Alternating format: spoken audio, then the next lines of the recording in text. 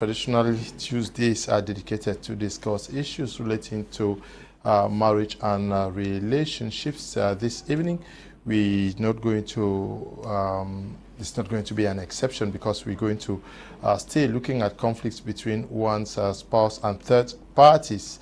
We are going to be looking at causes in our marriages caused by third parties. We are going to be looking at the effects of third parties' involvement in our relationships and how to manage them. How do we live with our husbands and wives with third parties? Where should we also place their limits? When should we call them to order? And how do we even keep them away from what has to do with the man and the wife? The third parties, we're talking about friends, we're talking about relationships, we're also talking about men of God. We are discussing this with our regular panelists who are in the house already. Reverend Tatoh is in the house with us, a regular panelist and expert in the domain. We're glad to have you with us this evening. My utmost pleasure, Mr. Leo. Good evening to you. Good evening to Apostle Esingie. Good evening to our viewers. It is such a wonderful privilege for us again to be on tonight to discuss things that have an impact on family life and relationships. And we believe that by the time we would have been done this evening, much would have been communicated that will help to strengthen this wonderful institution that God created. We're also in the company of Apostle Esingie. He's in the house with us. He's a regular panelist and also an expert in this domain. Good evening, Apostle, and welcome. Good evening, Mr. Leo, and good evening, Tatoh. It's another day for us to talk to our people out there, and there are a lot of things that we have to handle today when it comes to marriage and the third party. Everyone that has to contribute into issues of marriages. Just stay tuned and listen to us. We also are going to be having the participation from Bomenda, Northwest Regional Capital of Mr. Asanji. Yvette, we understand that the baby is doing very well. We see this opportunity to say congratulations to Oga, Mr. Asanji, because Madam Asanji is doing well, because you are also doing well. We are going to be having your contribution from Bomenda in today's edition of the program. We also are waiting the arrival into our studios of Apostle Lefor Divine. They call him the Love Doctor, all the way from Boya, Southwest Regional Capital. We are starting with you, Reverend Tatoh. I'll start by asking you the place of a third party in marriages or relationships. Yeah, Mr. Leo, couples don't exist in isolation. Okay. Yeah, couples cannot exist as islands. When people get married, one, they're coming from two families. Mm-hmm. The man's family is there, the woman's family is there, mm-hmm. and they come into society and they start working. They have colleagues, they have neighbors they live with, children come in, you have fellow brethren in church, you have their pastors that they interact with, third parties everywhere. So anybody who is apart from the couple is a third party. Mm-hmm. And these people, they interact with the couples day in, day out, and there are many things that if they are not well handled, the relationship is going to hit the rock, the relationship is going to be stressed because third parties come, and most of these third parties, they are also stakeholders. A stakeholder means somebody who has either a say or has an interest in the relationship. For instance, your mother-in-law will have a voice to an extent in your marriage. Your father-in-law will have a voice in your marriage. So also your brothers and sisters-in-law. When you start going to church, your pastor will have a say somehow, and your fellow brethren, they will have one thing or the other to say, or they will have one stake or the other. Not to also talk about house helps. You have nannies. As the children start coming in, or before children start coming in, especially couples who are engaged in daily professional activities, they will have people who have to come and live with them to help them out. If these people, if you don't manage them very well, their influence on your family, your influence on your home will be very, very, negative, because most often the expectations of people you interact with as third parties are not often met. God does not meet the expectation of everybody, so you don't expect that as a couple you're going to meet the expectation of everyone. So at times, some of them in fact, some of them become so nagging, and at times you see that your spouse is at loggerheads with either your mother. As a man, for instance, your wife will be at loggerheads with your mother. Many people are of the opinion that it is always very difficult for a woman and her mother-in-law to really flow together. So you have such instances where the mother, your wife and your mother are not flowing well. You have an instance where a sister of yours and your wife are not flowing well. You have an instance where maybe some people are living with you and they want your wife to dance to their tune for one reason or the other. So such instances are instances that if you are not careful in the way you're handling them, it is going to put a stress on the relationship between you and your wife. Because there are some of these things that happen at times where maybe you've come home and you don't even know what happened.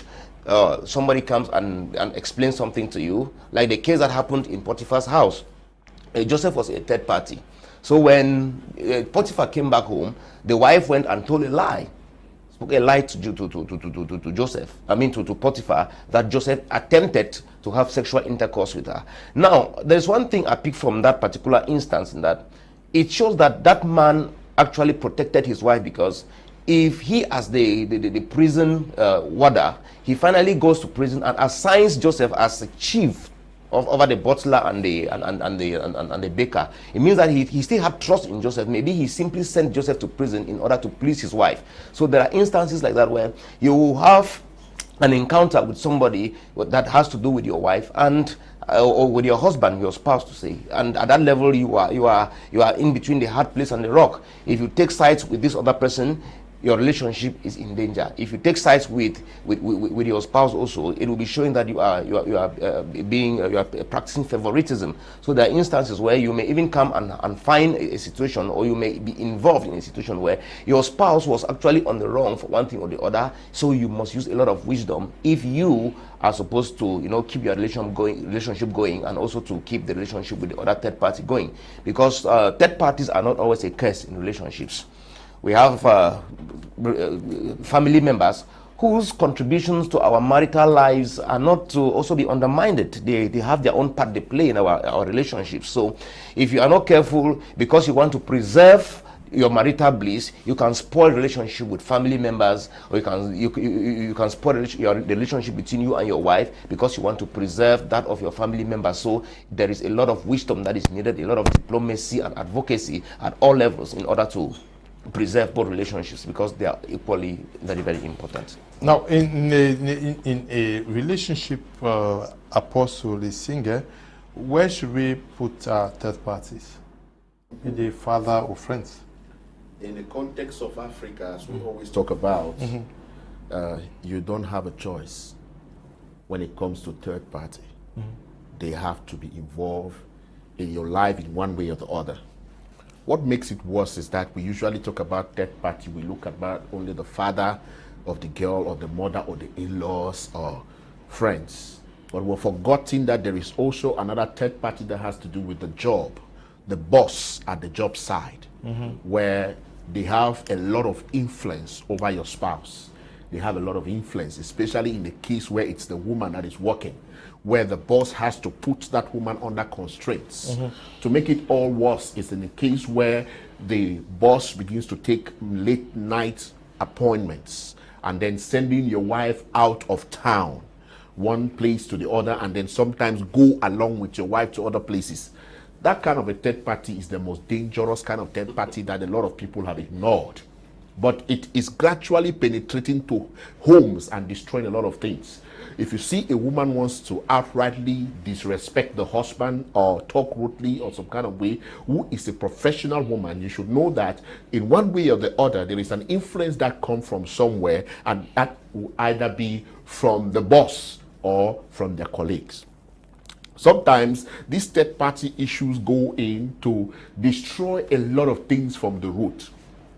The love that used to be there, the attention that used to be there, the love for children, the love for husband, the love for wife is gradually eliminated as that particular area of your life is being tampered with by your boss or your superiors that are over you.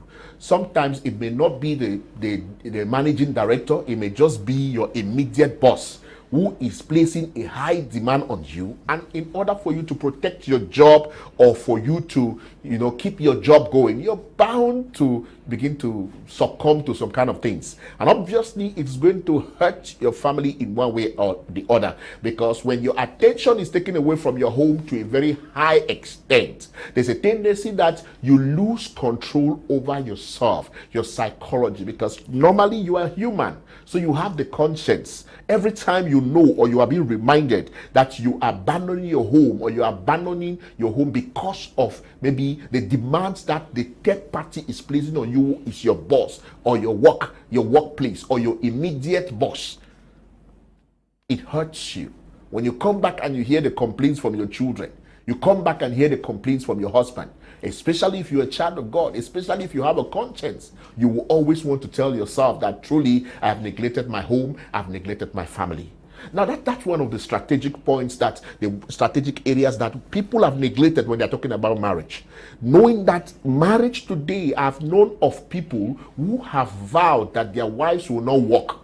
The only reason that they say that wife will not work is so that their wives will not be put under some kind of constraints that will hurt the family in one way or other, or the wives should not be distracted. Now, there's another kind of third party that we have ignored so seriously. Now, someone that is closer to your husband or your wife more than you is a third party. Dangerous. Very close.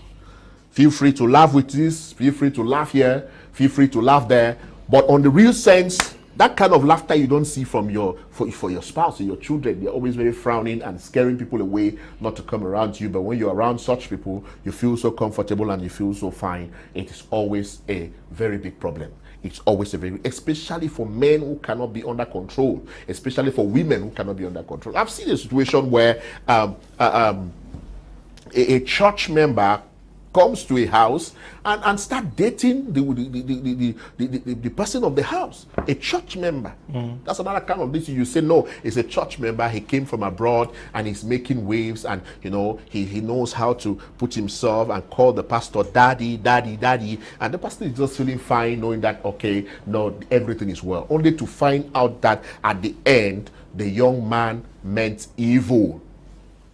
Truly, that's what's going on now. A lot of young people have decided to surrender themselves to evil. A lot of young people have decided to settle because people give over. Like somebody asked me the other day, say, please give me your wife's number. I asked that, why are you asking my wife's number? You have never been relating with me. How come today you're asking my wife? You cannot go directly to my wife like that. At least I should be able to know what kind of professionalism you want to talk with her before I give you the number. So this kind of third-party syndromes are always very dangerous, but nobody puts their eyes on it in the society. Now let us look at this particular common one where in-laws have their superpower over their marriages and everything. Can an African marriage be without an intervention from family time by time? No, it can never happen.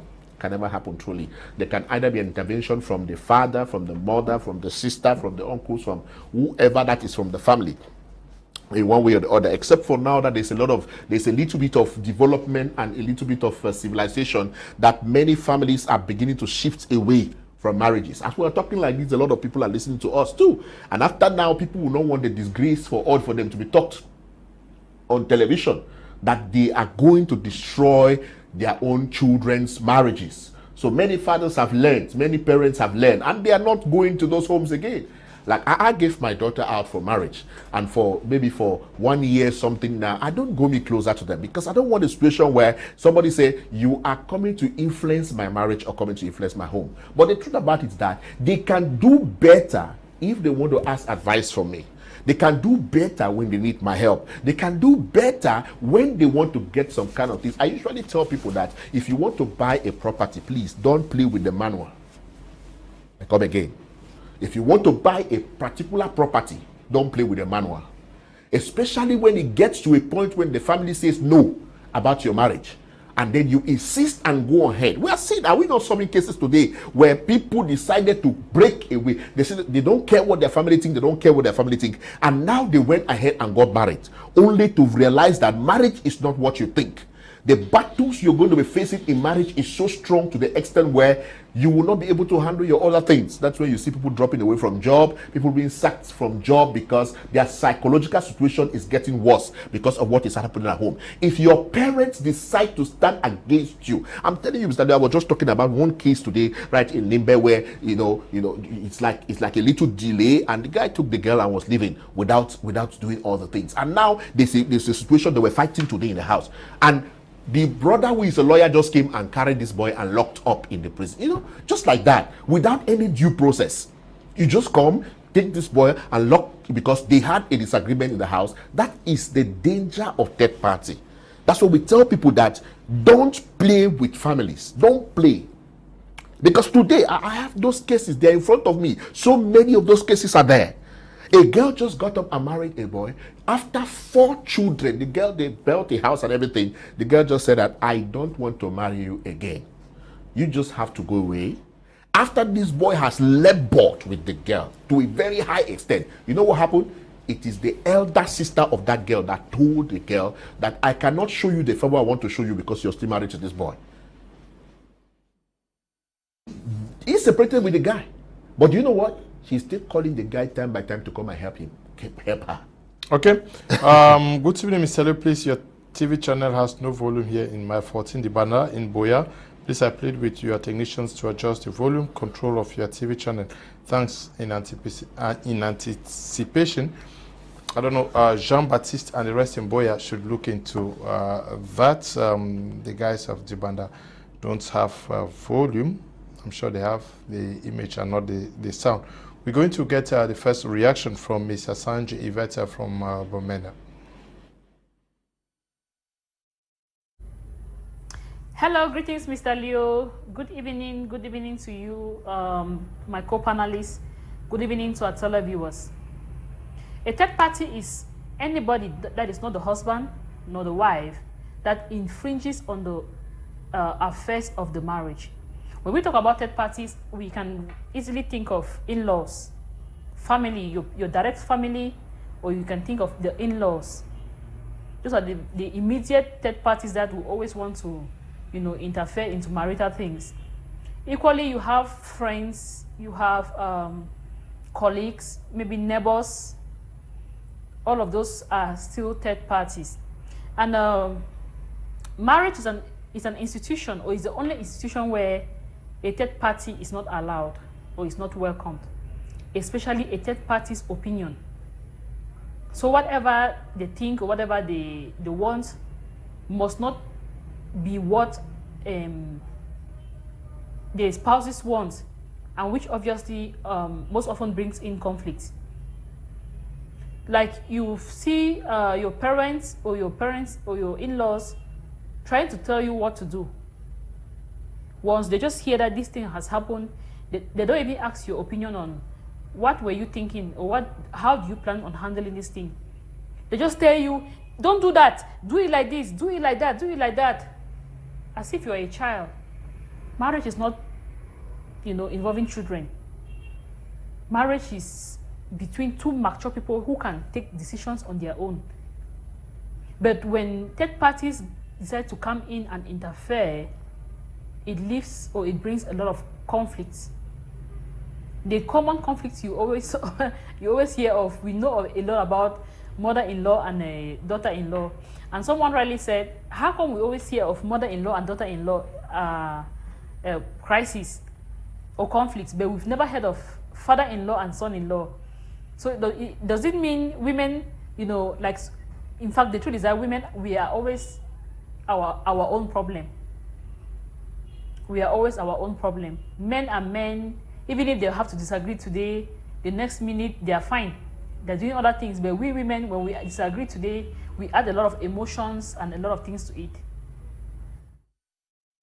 Thank you, Mr. Asanji. We're going to be coming back to you. Third party, what should be the involvement of our spiritual fathers, the men of God, in a relationship or a marriage? I think there is something we must come to terms with. If we are not careful, we will look at third parties as toxic to a relationship. No, there are people whose contributions to our marriage, the health of our marriages, is very, very, important. It's important, it's needed. The challenge is the level, the boundaries that we give people. People must know their boundaries, 1, 2. And then we must also know that the kind of person we are, allowing access, we are giving access to a certain dimension in our marriage is somebody who is of good faith, 1, and somebody who's counseled. Like Apostle Esingie said, there are people who, when they talk to you as a couple, you really see light coming into your marriage. Talking about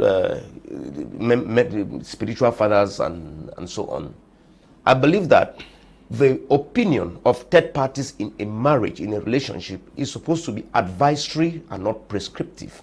When they come into it, when they come to it, they just give you counsel. They are not supposed to force anything on you. It is you to take it because the consequences are going to be lived by you.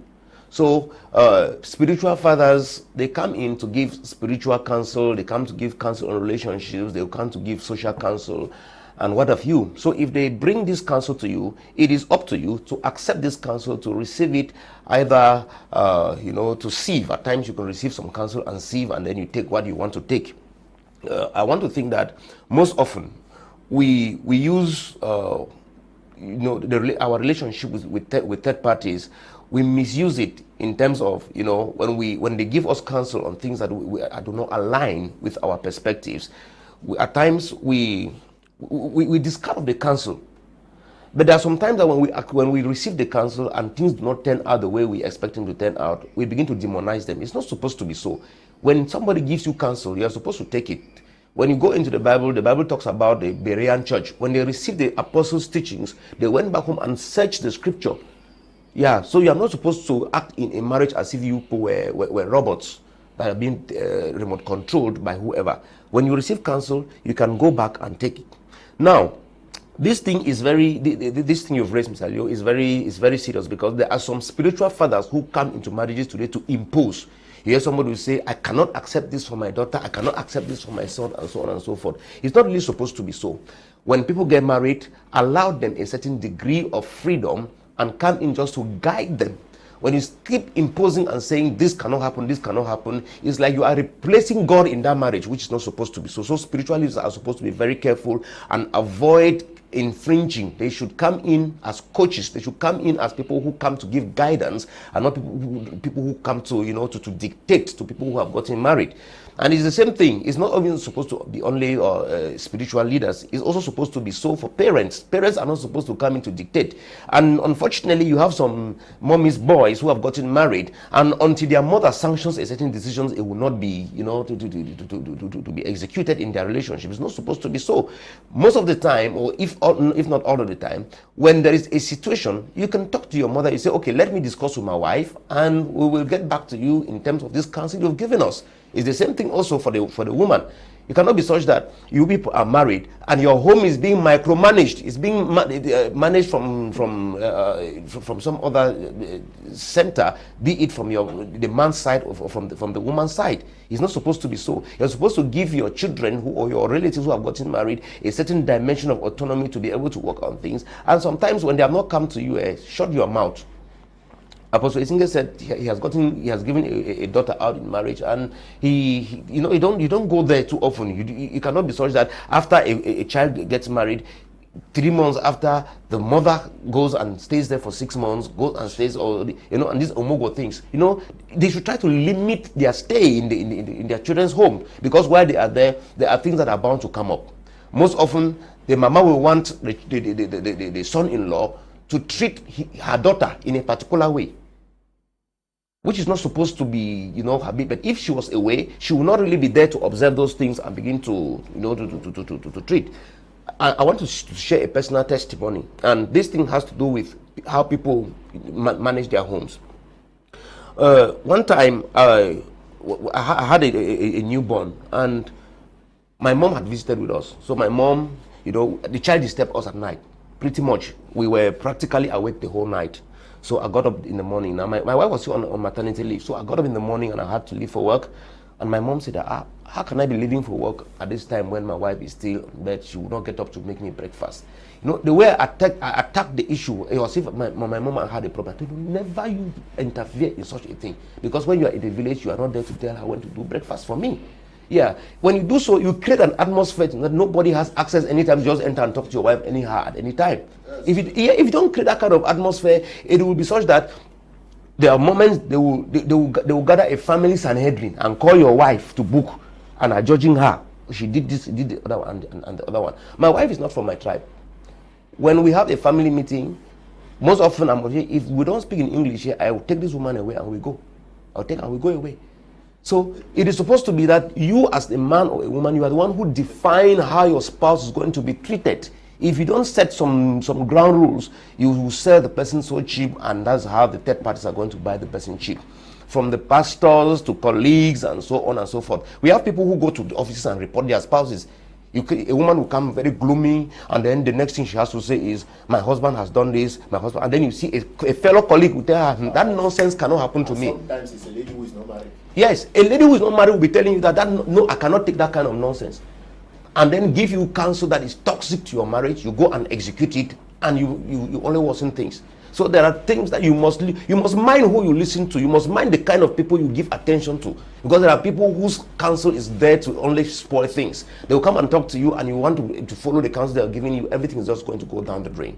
So one thing we must know as couples, everybody listening to us, people who are married, who are yet to marry, mind the people you listen to, mind the boundaries you give certain people. You must not get to the level where, you know, there are people who you begin with some little things and they take advantage and want to go, because most often human beings, when you give them a handshake, they want to take the elbow.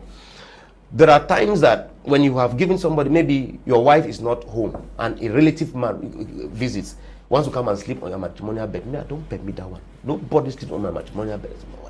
There are people who do that. Your wife is not at home, for instance, and your relative, your brother visits, come, and then you people lie on your matrimonial bed. That's just one step. You've already given him a green light to some other things that are going to, he's going to begin to claim. That's a strange. Yeah, he's going to be claiming other things. Yeah, I've never thought about that before. No, I've seen cases like that. There are people who will receive people and they lie on their matrimonial bed because their spouse is not around.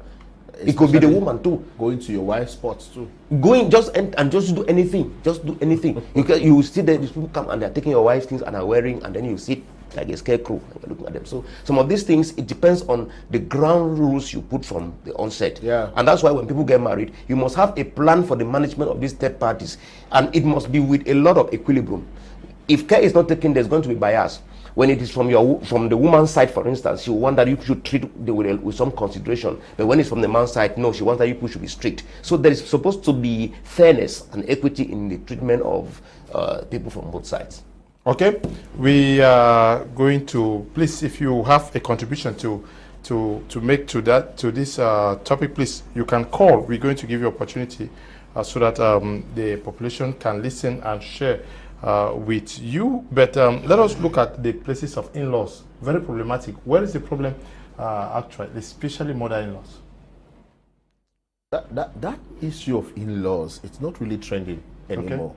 It's something that used to happen before so frequently, but of late I have hardly heard of in-laws coming to, especially the mother-in-law coming to interfere in some kind of things. But even though there are other recent ones that I also get where the mother-in-laws are playing a very bad advisory role to their daughters, and it's like most daughters have become a challenge to marriages because they listen a lot from their people.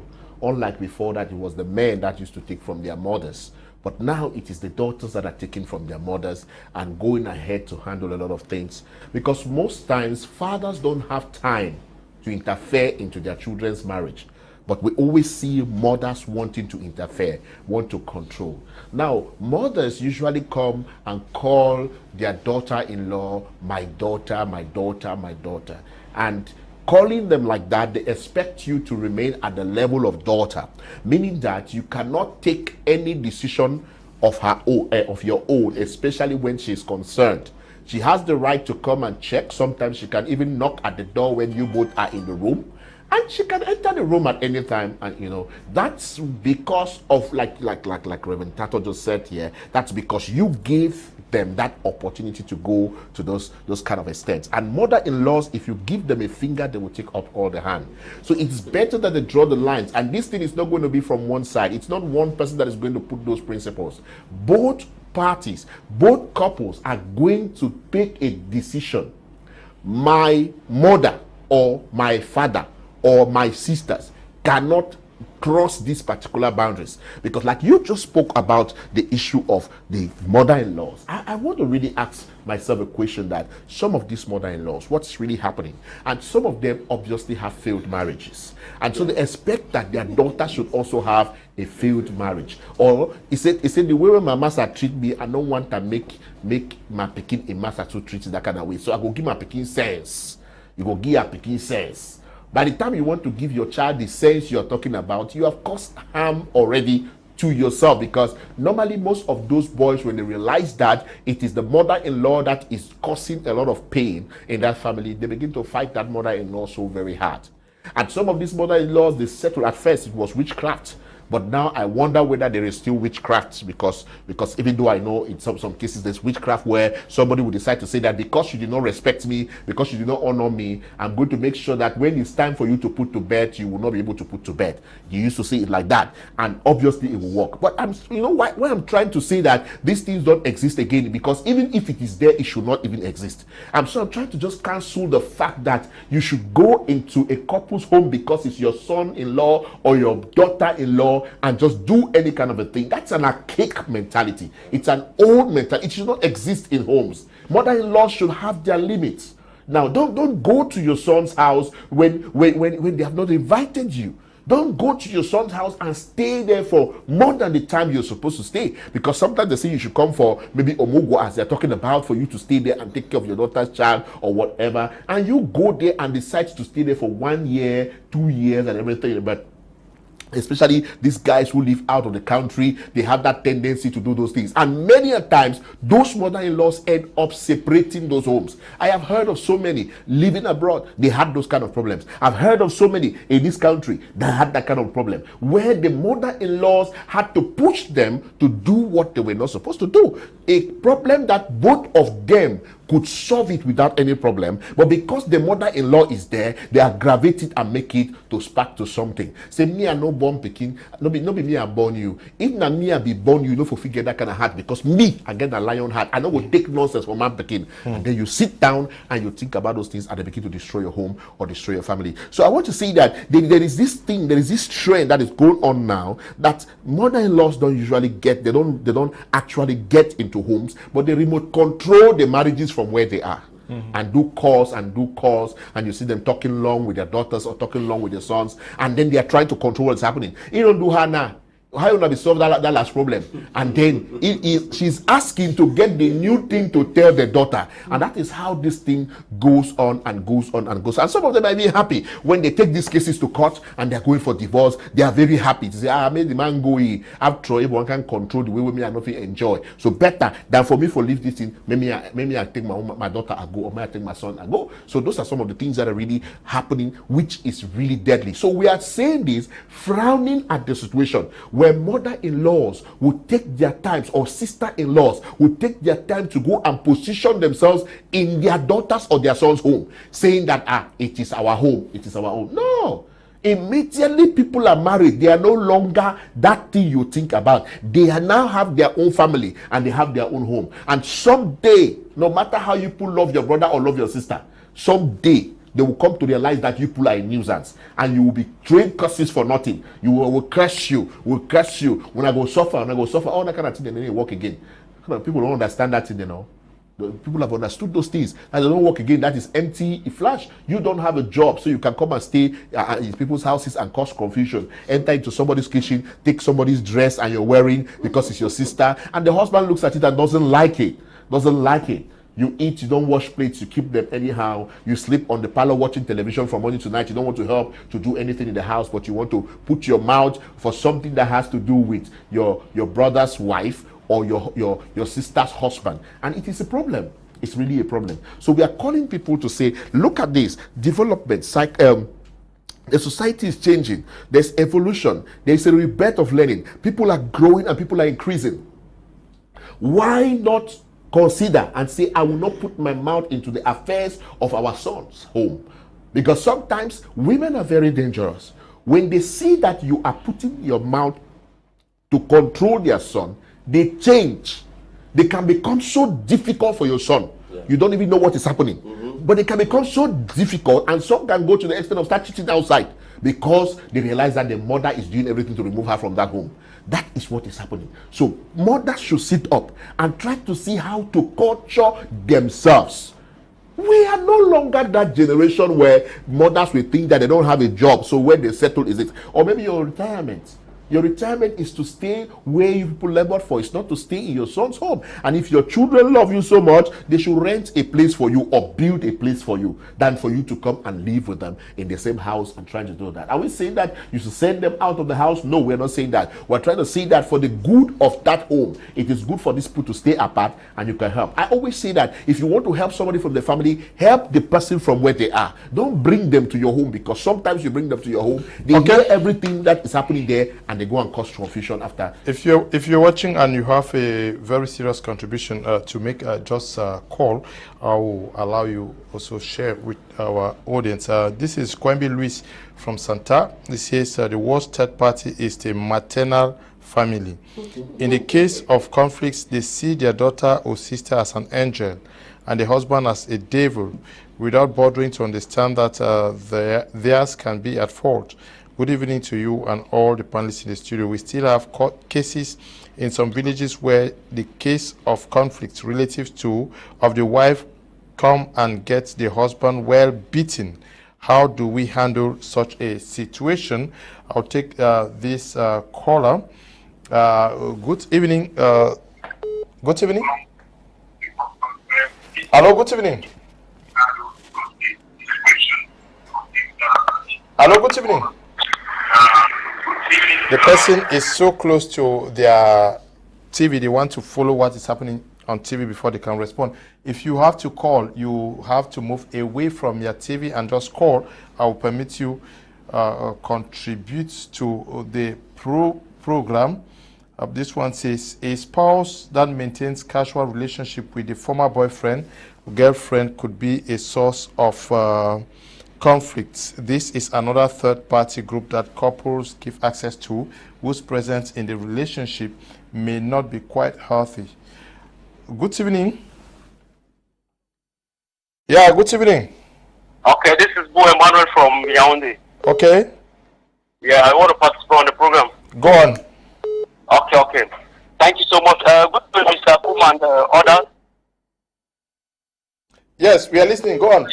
Okay, thank you so much. What I want to say is that I like the program, and I really need to appreciate you for everything you're doing to enlighten Cameroonians. It's so important, especially as marriage is concerned, because it's really a fundamental problem that is affecting so many of Cameroonians, or why not Africa as a whole. To me, I just believe that the main causes of all the conflict that we got is just because people don't take their time to actually study one another.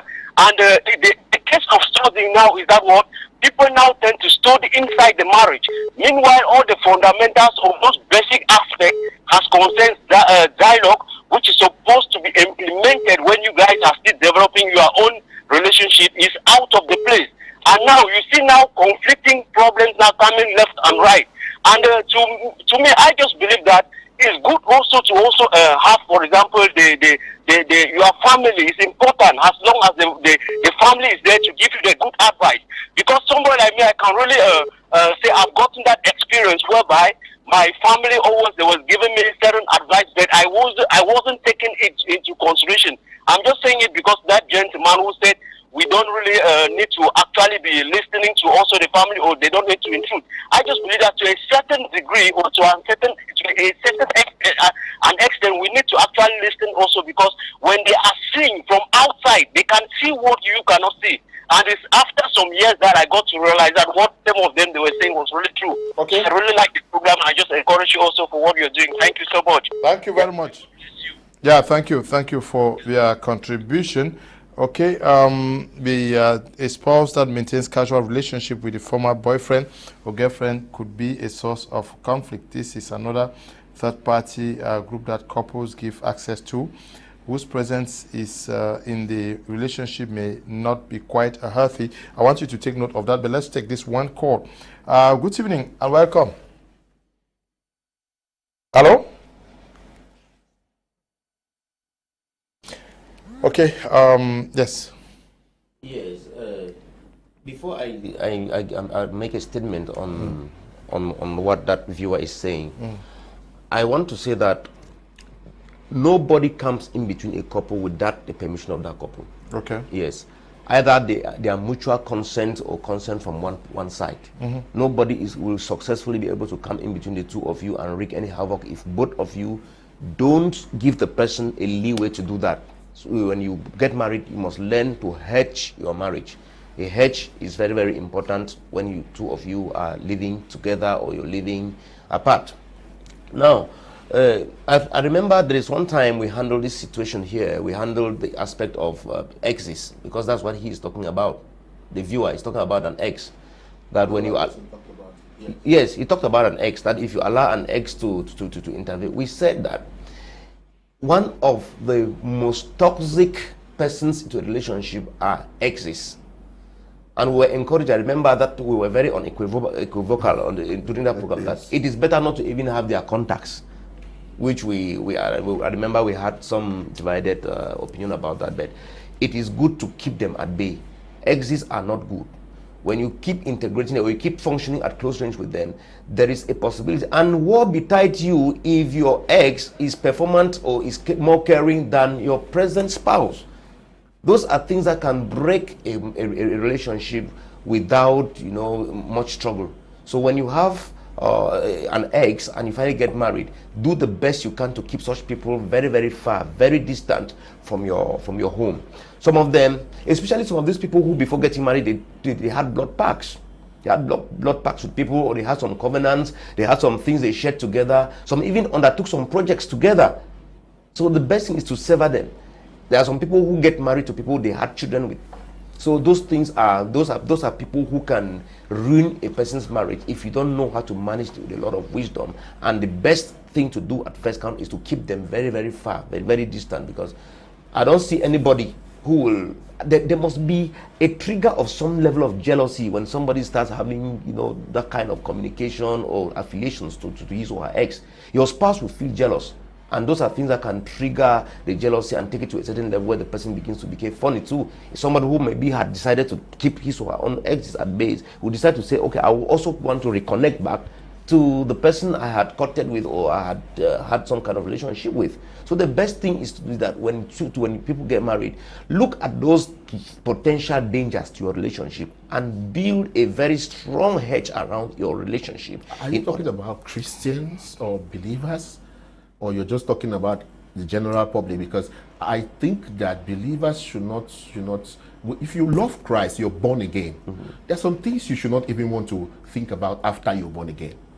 I just think so, because as a believer, in terms of the ex, yes, in terms of ex, I'm talking about if even you are maintaining a platonic relationship with the person, because there are people who, let's take for instance, before Mary got married, she had had a relationship, that's a romantic relationship with John.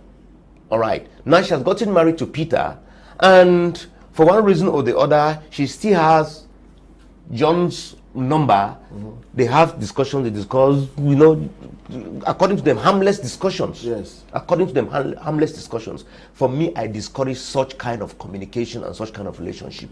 Whether you want to say, no, we just want to be friends, let that friendship not be. It's not good to tempt Satan to tempt you. Me, I've seen a lot of harm, because there are people who have gone back to their vomit in such instances. Yes, but I also think that some cases, some of the exes are more useful to family life. I've seen a situation where even a side chick is more useful to that woman in the house than the husband, because she calls that man to order to do some kind of things for that. Now, we know that there are exceptions in so many things, but in the case where we say no, we have to close to all our exes. It means that in this world, people will not be talking again, because many of our exes are connected to us in one way or the other. You go to one office, you meet your ex, is the one that is sitting there, or having one or two directions. Okay, what if in a situation you want to work in an office and your ex is the boss of that office? No, Apostle, I said keeping close relationships with them again. Somebody to be your boss is already a very close relationship. That one, there is a there is a professional aspect of such a relationship. From Dixon's calling from Kribi. Okay. Yeah, Dixon, go on. Yeah, I want to just thank you for all at the stadium. I'm enjoying the program. Okay. Your contribution, please. Okay. Maybe no network. He thinks that there is no need to keep a close relationship with an ex-boyfriend or an ex-girlfriend. You think otherwise. But let's take the second intervention of Mr. Asanji Yvette from Bamenda.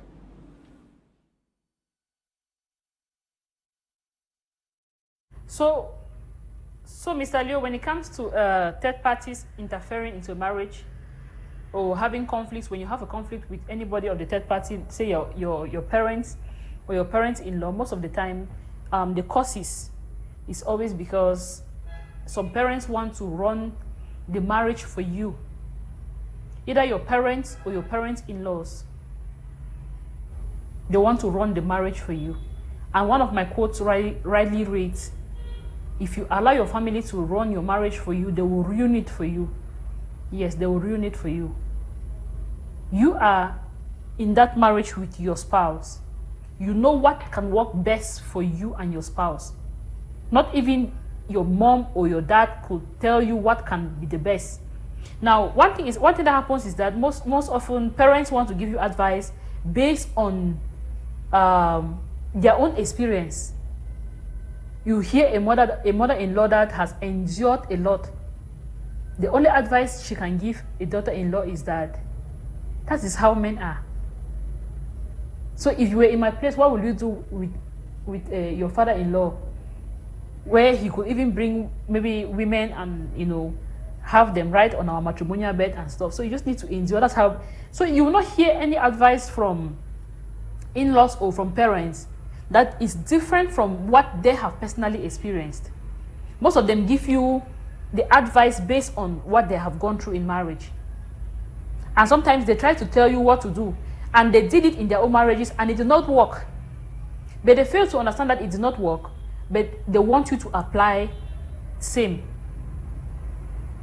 So the causes, one of the key causes of spouses having conflicts with third parties, which could be parents or in-laws, or friends, is that sometimes the in-laws or the parents want to run the marriage for you. They want to tell you, dictate what happens in your marriage. Some spouses rely a lot on friends to take decisions. When it concerns friends, when it concerns anything like somebody complain, sometimes my husband takes decisions with his friends before I'm even getting to know about what he wants to do. So these are some of the causes. Okay, thank you very much. I'll take a few messages. This one says, watching from California, I am Che Nazarus Esingie. Actually, conflict in marriage is due to the lack of knowledge about what it means. Compliment in a larger view. If you lack respect and the other partner has respect, let the other partner with respect compliment the other. Understand he is there to compliment disrespect. If one family is good and the other is bad, the good one should compliment the bad one. If one partner is cheating and the other is not, the one not cheating should compliment the other. Wow. For how long? How long will you? How long will you cope? Good evening, Mr. Liu, and to all panelists. Mr. Liu, X first of all means expired. By the way, I first get my bad fashion. When we are done, we are done. I delete your number. At times, I even block before deleting. Sandra is writing from Yaoundé. Good evening. Your name and where you're calling from? I'm calling from Bamenda. Yeah, go on. From Bamenda. Go on, we're listening. Is that Mr. Leo? Yes, this is Mr. Leo. Mr. Leo? Yes. Yeah, I like the program. Yes, I like your program. Thank you very much. And I like the way you guys are talking. Okay. Yeah. I like the program. The one that you said that the mothers will not be going and stay in their. It's very good because.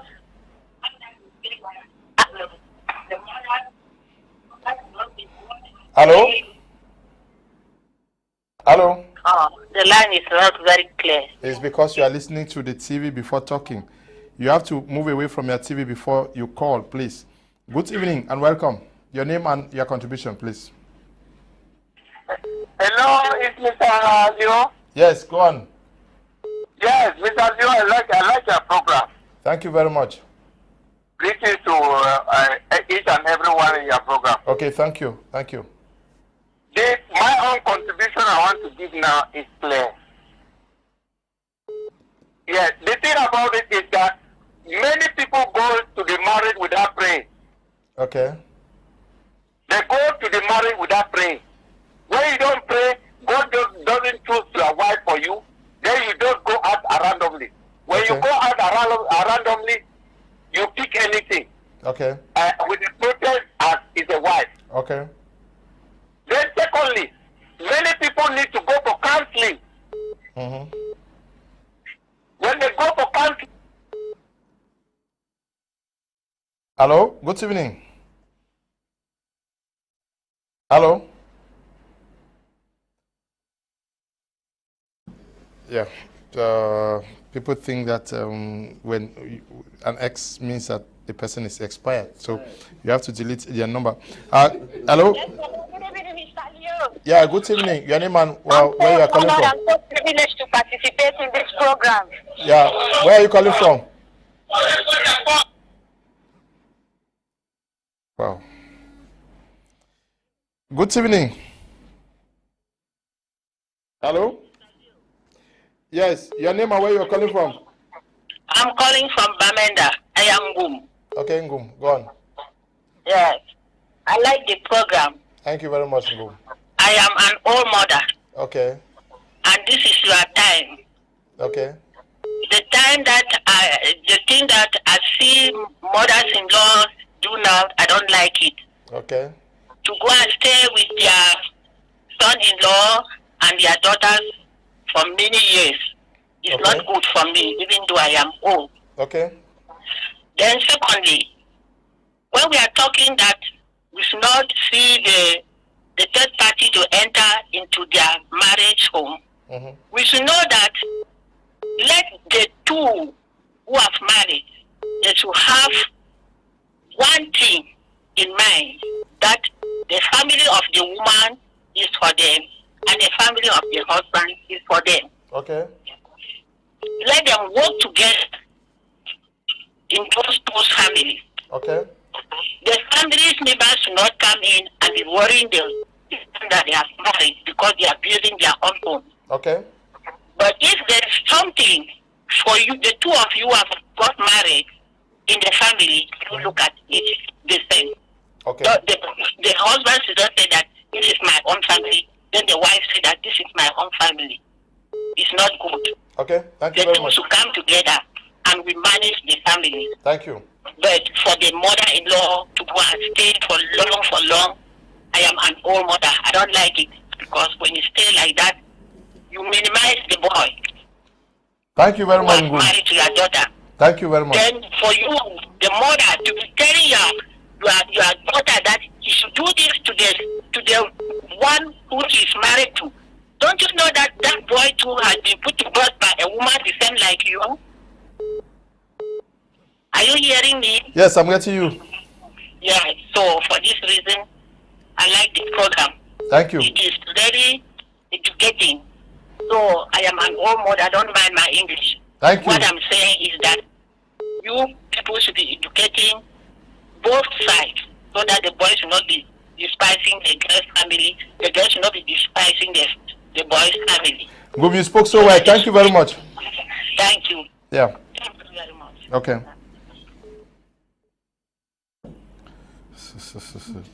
Yeah, very, very wise words there from Ngum, who is calling from Mami Ngum. Yes, Mami Ngum, she introduced herself as Ngum.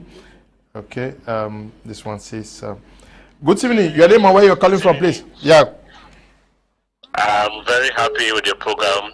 I just want to say, this is Mr. Antumni Elvis calling from Marinda. Okay. Yeah, you know, for you to manage your relationship, you need to understand that some key things that you have to know how to deal with. There's some people who still communicate with their ex. And when you communicate with your ex, you have a lot of issues. And you can never, no matter what, once you have shared a lot of love, they say true lovers never died. And for you to manage your relationship or to avoid some issues, not to have some conflict with your spouse, you have to always make sure you share everything with your spouse. Once you're your husband or you're married, you need to understand that you have to share everything with your spouse, no matter the difficulties or the challenges. If your ex is trying to come back to you, you have to tell your spouse, and no, babes, this man is trying to disturb my life. Oh, sweetheart, this woman is coming into my life. So people should know, because you know, relationship at times, in fact, it's never made of bed of roses. At times you find challenges that you don't even expect. Okay. And if you want to live happily in your marriage, if you want to live so happily, you must express every challenges you're facing to your spouse, be your husband or your wife. You both must know what is happening in order for people to live so happily. So this your program is one of the most amazing programs. I follow it 24/7 because I'm so happy the way you coordinate your program, Mr. Leo, and you are helping to educate Cameroonians. And I want to say God should give you more strength. Amen. In fact, you are doing the best, Mr. Leo, and your team. Thank you so much. That's the little I have to offer. Thank you so much, Mr. Leo. Thank you very much. Good. Oops, it's gone off. Okay. Elvis Brown, writing from Shell New Belly in Douala, says, good evening, Mr. Liu, and your wonderful panelists. May God bless you all for always educating the masses. I'm really learning a lot from today's program. Elvis Brown from Shell New Belly here in Douala. The not enemies, I mean. Good evening, Mr. Liu and members of the panel. Exes are not enemies, I believe, Dr. Bison. Okay, yes. Mixed reactions from this issue of exes. Good evening. Your name and where you're calling from, please. I'm Mr. Tivan calling from Yvette. Okay, go on. Mr. Leo, that action, I better action was there. That's the question. That's the question. Voila. So really, I'm very proud of your program. You have been giving us good, wonderful things. That we have been enjoying my media friend. Thank you. Thank you. Yeah, you should continue like that. You are educating, entertaining, and making Cameroons to be proud of you. Thank you. Okay.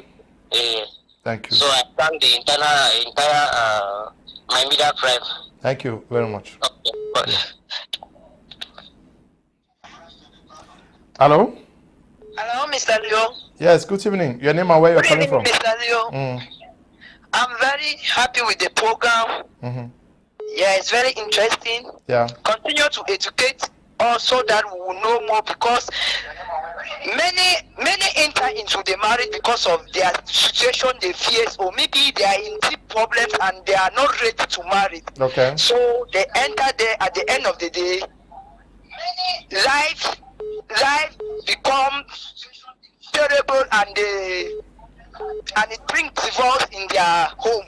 So through that doctrine that we are getting from you people in the station, it will doctrine us, it will make us to know more and more, and maybe the rate that the divorce is in Bamenda in person or Cameroon, it will reduce. Thank you very much. More grace. And for that one, that mother-in-law, yes, let them don't come, because many a time marriages are broken because of mother-in-law and father-in-law. Thank you very much. Thank you. Thank you. Good evening. Your name and where you're calling from, please. Good morning, Mr. Leo. I'm called Lawrence. I'm in Douala. Okay, Lawrence. Yeah, the truth about the matter is you are doing a marvelous job. Thank you. And I've noticed, and you have helped me a lot. And I'm like trying to advise the other Cameroonians that I should watch my media, because you are giving interesting topic. Okay, thank you. Like think of today, if people take, for example, like to follow up, it will help them because it is actually helping me, not only today, for the rest of the days that people have met. So I pray that may God give you people a long life and more topics for you to educate us. Thank you. Thank you very much.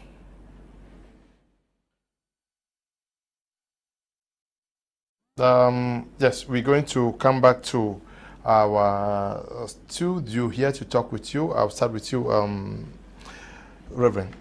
Some people are still confused. Dr. Bison okay, let me take just this one from Pastor Concilia. Good evening, Pastor from Bamenda. Your name, where you are calling from, and your contribution. Good evening, Mr. Leo. This is Pastor Concilia calling from Bamenda. Yes, go on. Yes, I want to think that the way to handle this issue, there are a certain number of things that need to be taken care of before a couple even gets married. Okay. One, I think that every person, before getting married, you need to first of all attain a certain level of maturity. In that case, you'll be able to decipher what is wrong or right when it is coming from a third party. Whether your mother-in-law, father-in-law, brother, sister, friend, or whoever is considered as a third party. Then secondly, I think the tendency of, in Africa, you know, the marriage, only your spouse will be marrying at the whole family. That is one thing that is killing homes in Africa. There is need for a change of mentality. Okay. Because once you have that mentality, it's already giving right and access for a third party to come into your home and decide for you. Okay. And then, I think the issue of X that was raised by one of the men of God in one of the panelists, I think is also very vital. It's important to stay away from your ex once you are married. Okay. I always tell couples whenever I'm talking to them, I say, keeping close communication with your ex is like using sugar cane for waka stick. When you are tired, hungry, what do you go chopper? Okay. So that is something to avoid. Okay. And above all, I think every couple, you need to be very, very God-fearing. Because once you have the Bible as your manual, it already gives you that discipline. That even if you have to meet with your ex unavoidably, as the man of God has said, the Holy Spirit in you already plans self-discipline in you, and the Bible is your manual to guide you and gives you that discipline in such a way that it will prevent you from falling into sin. Okay, thank you very much. Thank you so much. Okay. Pastor Concilia, it was great listening from you and your contributions to our televiewers. This last call, and then we continue from the studio.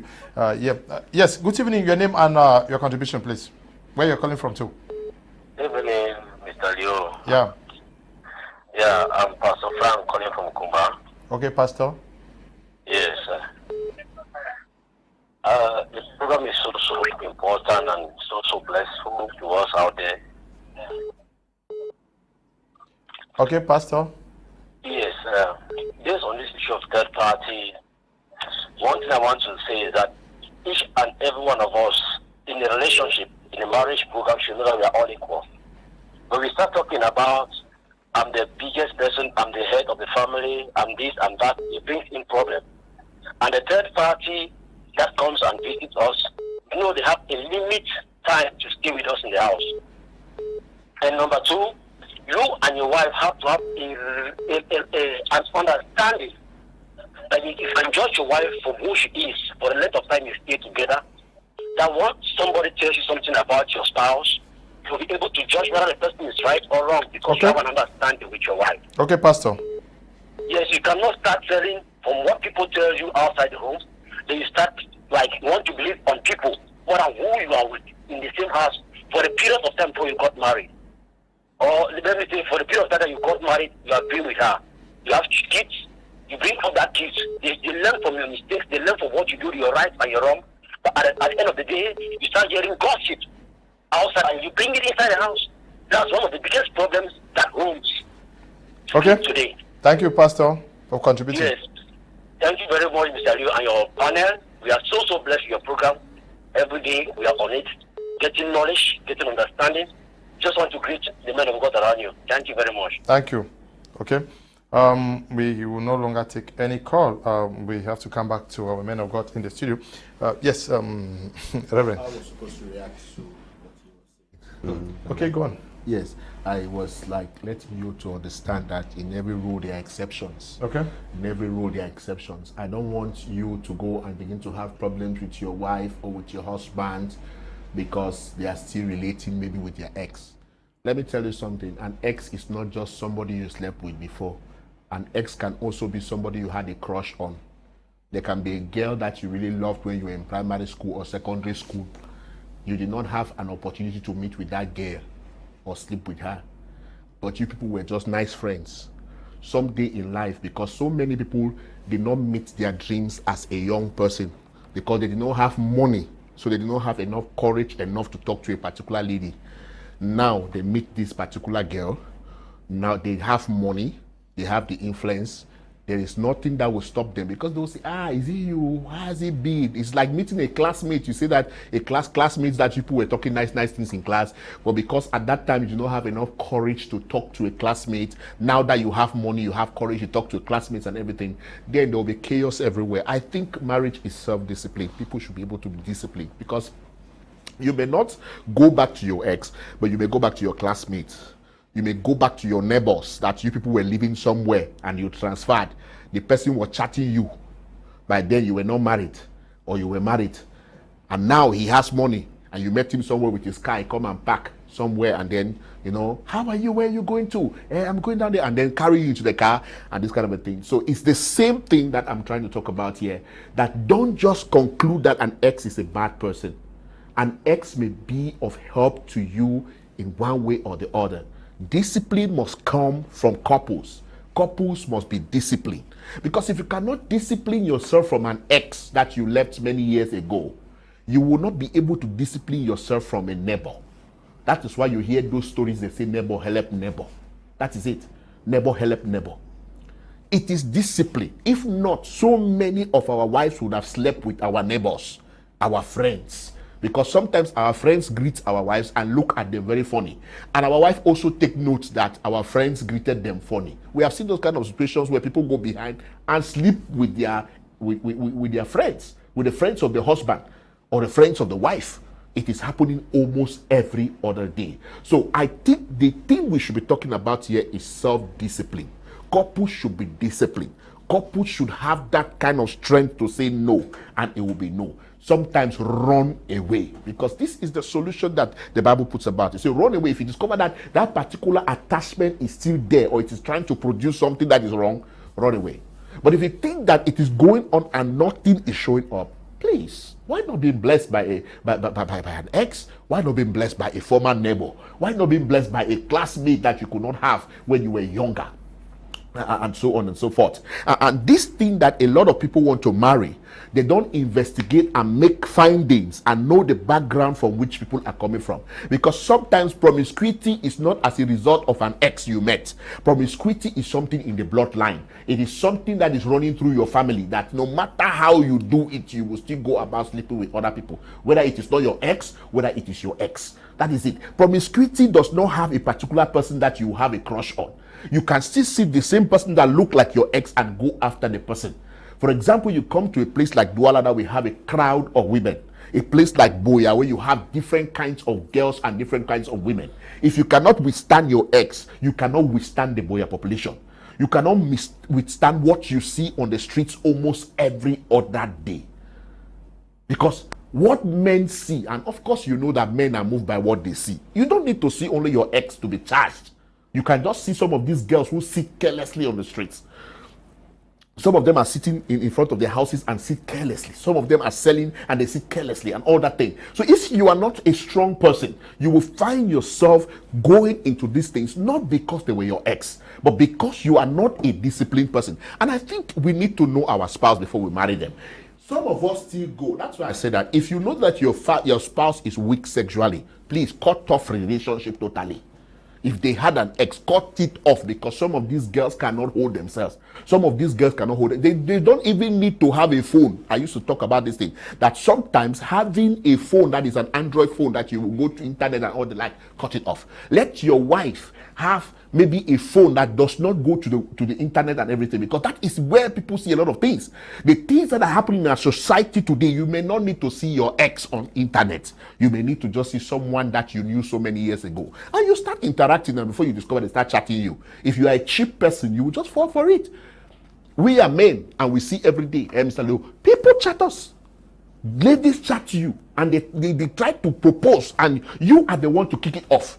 They are not the ones to determine and to tell you how you are going to go about these things. I think self-discipline is the highest principle that should be applied in marriage. For example, we talk about the situation where, like I think it is a Mama Wu that was talking here now, who was just talking about mother-in-law should not go and stay. In some cases, like I said, in every rule there are exceptions. There are some cases where mother-in-laws have been very useful to families. They have been very useful. Some are counselors. Some are great counselors. Some are helping financially. Some are helping spiritually. Some of our mother-in-laws are prayer warriors. They can pray until your family have breakthrough. Those kind of people, you cannot keep them away. You can never avoid them. That is why it is good before you marry, know the background from where you came from, your spouse is coming from. Because sometimes you may think that you are pushing away family members, and you only discover that the people you are pushing away are people that would have helped you. I call them manuals, because they are the ones that know exactly the person you're going to live with. And sometimes they are the ones to talk sense into your wife or to your husband. But you kick them away. And when you kick them away, tomorrow when there's a problem. Now, if you don't want your relatives to come into your marriage or your in-laws to come into your marriage, don't have problems in the marriage. If you don't want it, don't be fighting and be blowing yourself every day, and you say you don't want in-laws and you say you don't want relatives. Third party should not come in. You cannot be beat. Now, the third party that will come in is police, state councils, and the others. Yes, because when we start beginning to avoid third parties, and we are behaving like cows in our marriages, what you will see in your home, it will be more than third party. It will be 4th, 5th, 6th party, state council, lawyer, court, magistrate, and everything. It will be involved in that thing. Is it not what is happening today? Not only third parties are involved. All these divorces that are happening every day. Which number? How many parties is that? How many parties is that? The divorces are happening because we are behaving like cows. You enter into marriage, you have not reached 2 years, and the kind of trouble you have created in your marital home is a terrible thing. By the grace of God, let me tell you, Reverend, I've been married by the grace of God for 17 years now. And for these 17 years, we have never gone for counseling for somebody to separate fight for us argument. Because we are mature enough to know that if I vex, I tell my spouse I vex. He too vex, he too tell me. And then we settle it and we go ahead. That's what this thing is all about. But if you are not mature, every day you get problem, you call mommy, you tell him. You call your sister, you tell him, hey, he nang me for here today. Now he don't nang me for head. He nang me for the place. They will come into your marriage whether you like it or not. People will not want you to kill their daughter. People will not want you to kill their son. Because any small fight, you don't want fight, you don't take collapse. They want fight, small fight, you don't take, you don't broke television. And so on and so forth. These are the things that are happening today, and we are saying that you cannot avoid third party in our African marriages, especially if you are in trouble all the time in your marriages. Now, what to go happen when my house we go need my in-law from grandson? What thing? I have learned how to manage, how to adapt to changing situations.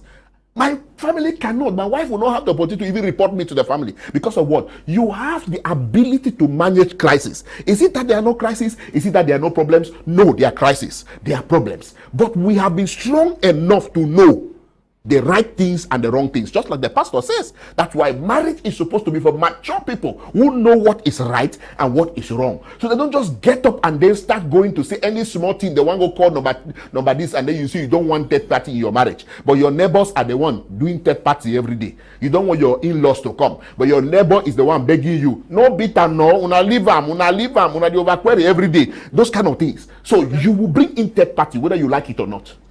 Hello, good evening and welcome. Hello, Mr. Leo, good evening. Yeah, your name and where you're calling from?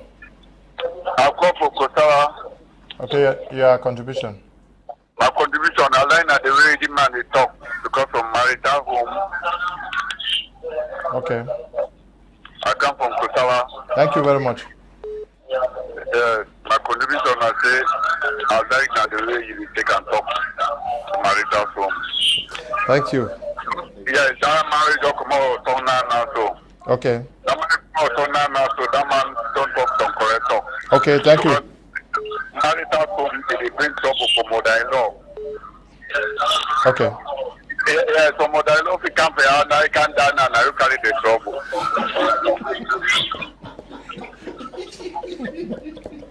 Okay, thank you. So if you die for some other place, you don't carry trouble. Now you go see Miriam. Yeah, but I don't like die for which side he die. You go see that. You go see Miriam. Okay. Let us take the third reaction of Ms. Asanji Yvette to this topic.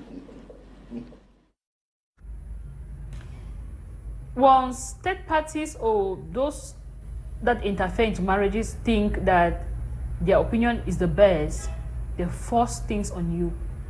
Like I said, in-laws might force you on how to handle certain things, force you on how to do this and do that.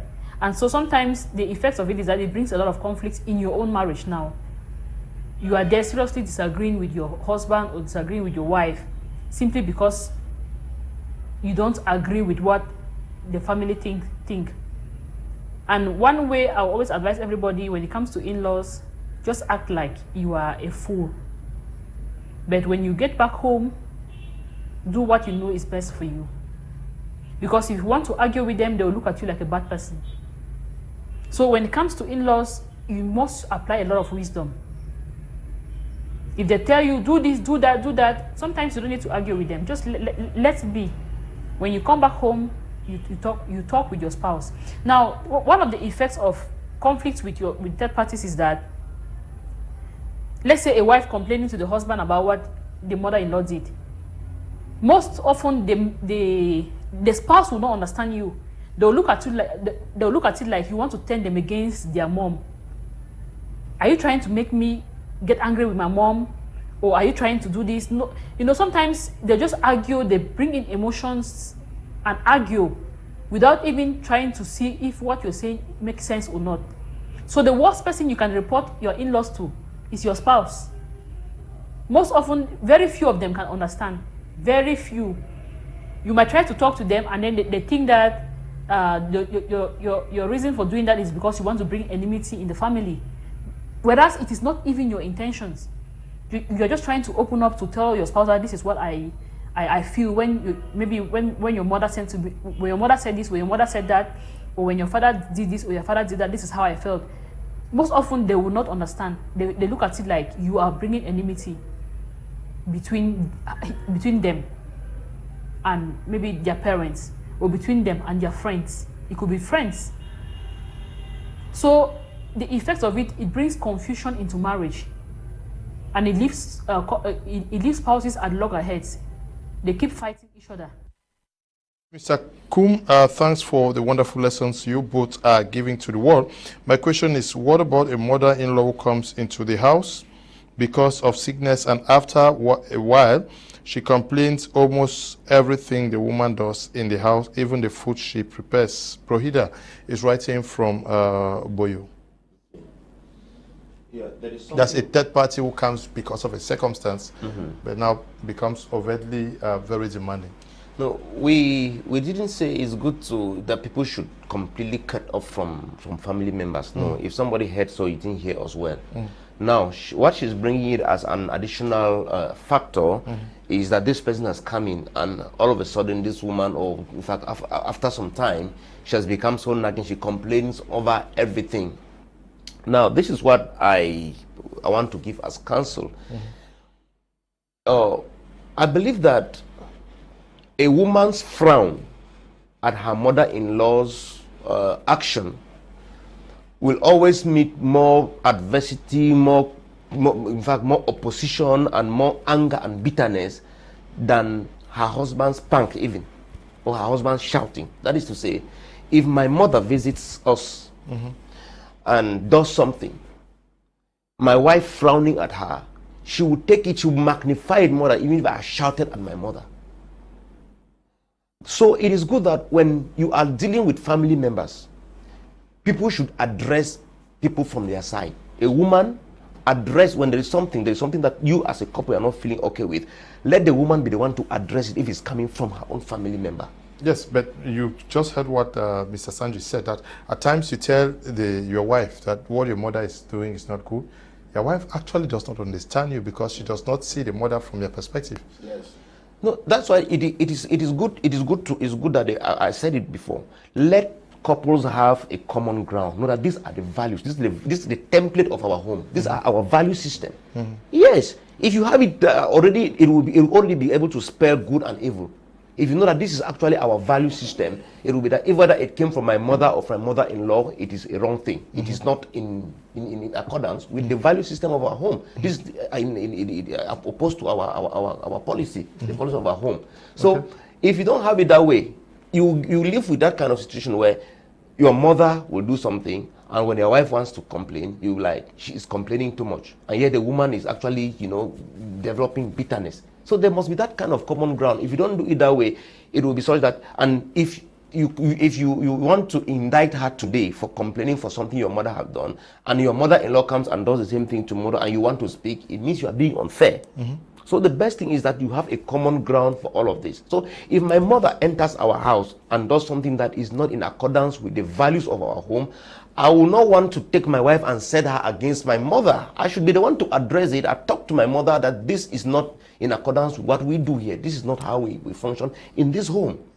And if her mother comes and does it, let her be the one to also talk to her mother. Because if I am the one talking, it will be like, you're gonna marry a proud man, you're gonna marry a stubborn woman, an arrogant guy. Yes, an arrogant man, and all those kind of things. Those kind of complaints will start coming. But if you have that kind of way, so if that case is talking about, if my mother is with us because of sickness, and I will look for a settlement plan. Either we see how we transport her to another place, or I tell her, in fact, in very clear terms, these complaints you are giving, they are not called for. Yeah, because as we are saying, there are some in-laws that make life very difficult for everybody. Yes, everybody. They make life very difficult for everybody. So with that, if you don't also, spell some things out in very clear terms, you keep, in-laws with the entitlement spirit. Yeah, they're so entitled. They always feel that this is our son's home, and so on and so forth. And that's why sometimes it's good to forestall some of these things, that when somebody raises something, even if it's something you could decide and just do it, okay, I will talk with my wife and then we'll talk back. When you start creating that kind of atmosphere, they will begin to see the oneness. Let them even say that they don't cook something, they behave so because they don't confuse you, they don't give you charm. Let them say so. Let them say that you have gotten married to that woman and you have become a woman to that woman. Let them say so. Because yes, if you don't clear the air on some of the things, your wife is going to be in trouble every day because people are looking at her and say that she is eating our son's money. You want her to go and eat whose money? He's married to the man. She's married to the man, so she at least she is part of that man's life, and there are some things she by virtue of marrying the man, she has access. She has by default access to such things. I want you to address this also. Esingie, the third party, someone writes from Yaoundé that she got a pornographic video from the wife. And tracing it, he discovered that the pornographic video came from another man to the wife. And then, how do we see that? How do you understand that? Another man sends a pornographic video to your wife.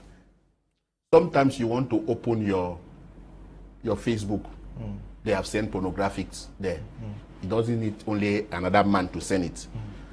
If you are in the internet, you should be ready to see anything from a man, from a woman, from a girl, from a boy. Sometimes I will see a small child will send me, one small child will send me friend request. I will not even accept the friend request. I will just delete the friend request. Because why would that child be asking friend requests on this thing? Because they are not qualified to face the pressures on Facebook. I am telling you, not everybody is mature to face the troubles on Facebook and even on WhatsApp and even on Twitter and the others. Because what you will see there is more than what you would think. Sometimes your wife will click and pornographic something will come in there, whether we like it or not. Now, if it comes that it was from another man, and then it is still in your wife's phone, it means that your wife loves it. And of course, pornography should not only come from another man. Pornography is everywhere on the internet. So if a woman accepts that, it means that she is into pornography. Let me tell you, many women are not satisfied sexually. So they go in for stimulus, things that will stimulate them, whether they can be able to satisfy their own personal self through what we call masturbation. Is that not what is happening to so many homes today? People are suffering because of that. So if you see your wife is keeping those kind of things, okay, you get homework. Work day, you know, work day. You need to build yourself as a person to be able to match up to your wife. Because there's a way you will satisfy your wife that pornography will not mean anything to. One of the ways to handle this this thing, a man is married and he's still doing masturbation. A woman is married and still masturbating. It means there is a problem. Please meet a counselor. Okay. Meet someone that can educate you people on how to go about your sex life. Let's get this one. Good evening, Mr. Kum. Mr. Leo, we should mind what we listen from people and even those you share your marital issues with. I can remember last year I had an issue with my husband. He decided to tell a man of God. The man called me, we discussed, and the problem was solved. Mr. Kum, can you imagine that this very man of God went and told my aunt, not even my mom, what was going on in our home? My husband had confidence in him. As marriage counselor Bert, he failed. We took the decision never to share anything with anyone. My advice is we should know whom to run to. Relindis is writing from Yaoundé. Good evening to you. Relindis, too bad. I'm sure the man of God did not respect what they call confidentiality now. Ethics. Ethics. Yes. Ethics is very important. Good evening, Mr. Leo and the gentlemen on board. I'm so happy for this program. It is guiding us towards the right direction. I want to ask a question.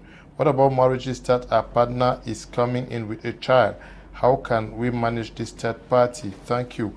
Honorin from Douala. Okay, that is maybe the father of the child that is coming to the house. Yes. That's a third party. Yes, I'm sure we discussed this one. Yes, we discussed it, and we advised that it is always good to this particular child to stay with the family, their families. We used to say that, and in some cases, they both can also raise these children to become the best. Okay. Good evening, madam. Your name and where you're calling from? This is Ngum calling from Barombi Mukoko. Okay. Come in. We are listening. Yes, Mr. Leo, thank you very much for this program. I wish to say that in the African context of marriage, it should be understood that as Africans, we are getting married to the entire family, not to a particular person. And now, marriage is something that is an act where children are being exchanged. So we should be able to accept the parents of our husband's family and the parents from the lady's family. From the foundation of the relationship, we should be able to create our relationship, personal relationship with the entire family. Because we are getting married to the entire family and not to a particular person. Now, mother-in-laws, we should be able to understand the worries of these mothers.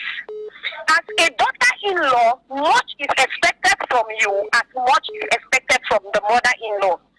If you accept your mother-in-law wholeheartedly as you can take your biological mother, I think your relationship with her will move on a smooth ground.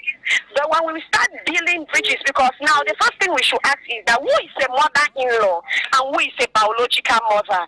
Now we should be able to understand that it's just the in-law that makes a difference, because all of them are mothers. So the way a woman or a man can treat the biological mother, in that like treat your mother-in-law. Okay. But now, in some homes, we have bring some differences. A man can sit and send money to his parents and forget about the wife's family. The woman can minimize the man's family and send money to her own family. But now if we are able to understand that it is an act where children are being exchanged, the woman is going into the husband's family to take the place of the husband in his family, and the woman coming to the husband's family to take the place of the husband, I believe we will all accept the people of these various family wholeheartedly. And the family members are going to take us wholeheartedly. Because I realize that people can tolerate their biological parents, but they cannot tolerate their in-laws. There are some in-laws that can treat us better than our family members. But yet, we refuse to reciprocate the love they are giving to us because we have already put that barrier that they are not our direct family members. So we think they don't have any rule over us. There are mothers or fathers that shout at their son, but if they talk to the son's wife, they feel bad. They start feeling bad because it's a mother-in-law. Thank you. Thank you very much, Mr. Liu. Okay. Good evening. Your name and where you're calling from? We are looking at this issue, but it's also very difficult. How do we strike a balance? In Africa, we say we are Africans and we get you married to families.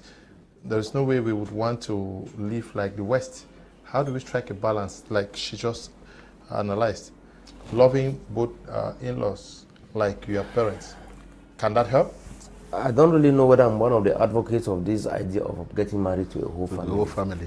That statement still has something that I don't really catch about. Yeah, but you get married to somebody who is from a family, you are from a family, the two families are linked together, because when you talk about relationships, you have what you call relationship by affinity, which is relationship by marriage, and then relationship by consanguinity, by blood. So this aspect of talking about getting married to a family has caused much harm in many relationships. That's why your younger brother thinks he can talk to your wife anyhow because she got married to a family. So some of those kind of ideas is good that we culture them very well, yes, and put some things on the line. The truth is that when two people are married, every other person else is a third party, and there are boundaries that must be drawn, and those boundaries have to be respected. Okay. Yes. The issue of saying that you've gotten married to a family has made some people think that, and that's why some people, when some people die, sometimes their wives are tortured for inheritance issues. They have children, they have to be taken care of. They say you got married to a family. So some of those statements, for me, I still have some worries with it. Good evening. Your name and where you calling from? Yeah, Mr. Leo, good evening, sir. Evening. I'm Mr. Ngale from Baturi. Okay. Yeah, I'm very, very happy with this program because it's much of a educative for us. Okay, Mr. Ngale. You know what is so happy is that it is very, very educative. We have so many families here in the East, our brothers from the Northwest and the Southwest that are here, that have gotten wives here that they don't know how to manage the situation. And today we ask ourselves, what is really happening? But with your program today, we are happy. Okay. We are happy because today, watch only your program, and we are happy that, because we listen to people every day, and we are very, very happy. Thank you. And the only thing I can tell you, Mr. Liu, and your crew, is that God should continue to fortify people, to continue to inspire us. Thank you. Because Thank some you. of us are young men. By the way, somebody like me, an old married man, and then my rest of my crew, we are also here. We listen to people and happy that you continue to bless. And God bless Sago. I'm seeing my man there, my man, Pastor, Sago Pastor. I'm happy for me. God bless you, people. Thank you. Thank you. Extend our greetings to all of you guys watching from Baturi. We're glad to note that. Thank you, Mr. Ngale. Good evening, Mr. Liu. If you don't like a third party in your home, then try to solve your problems and stop complaining to your in-laws. Yes. But my mom-in-law is just the best. She never ridicules me in front of my husband, but will talk to me privately. Free is writing from Bamenda. Good evening to you, Free. Good evening to you and welcome. Your contribution, please. Hello, good evening. Evening. I'm calling from Kondo in Bless. Okay. Go on, Mr. Bless. Hello. Go on, we're listening. Please, are you getting me? Yes, I'm getting you. Move away from your screen.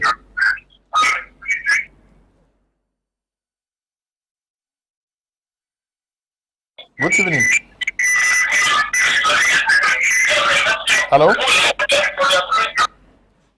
Okay. Now, how do we solve this issue of third parties?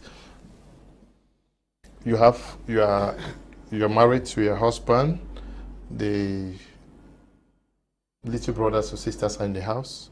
Same for the wife, they are in the house. Maybe the parents will be coming from time to time.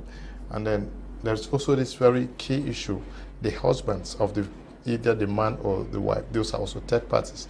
How do we work things out?